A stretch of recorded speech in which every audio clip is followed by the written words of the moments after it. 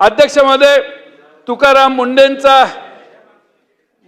मुंडेने अलीकडे नामांकित दूध डेअरीवाले बोलून घेतले. पुण्यात मला वाटतं मीटिंग झाली असेल त्यांच्या ऑफिसला. सर्व दूध डेअरीवाले आले. तुकाराम मुंडेंनी सांगितलं चुकीच्या लोकांचं दूध तुम्ही चुकीचं दूध घेऊ नका. इथं डेअरीवाल्यांनी जाहीर सांगितलं त्या मीटिंगमध्ये की बीडच्या कोणा एका आमदाराची बायको आम्हाला दम देते आणि दूध घ्यायला लावते. मुख्यमंत्र्यांनी विचारलं पाहिजे त्यांना, तुकाराम मुंडेंना, की कोणाचं नाव त्यांनी घेतलं. मोठमोठ्या कंपन्या ज्या आहेत त्या कंपन्या म्हणतात की आम्हाला खराब दूध घेण्याचा दबाव येतो.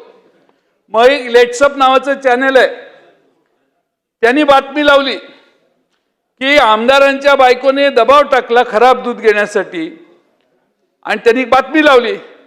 त्याच्या संपादकाला फोन आमदाराच्या बायकोचा, धमकी दिली. ह्याची चौकशी झाली पाहिजे.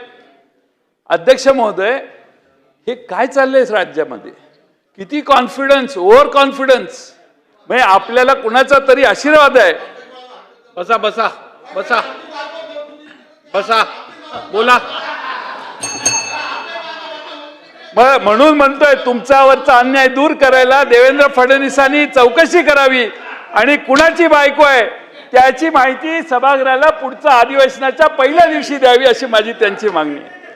अध्यक्ष महोदय, चोर मचाए शोर असं होऊ नये.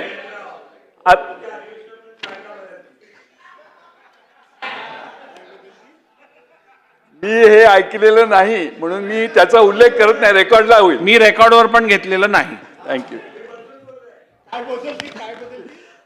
सध्या दूध व्यवसायात असं होऊ नये अशी आमची विनंती आहे.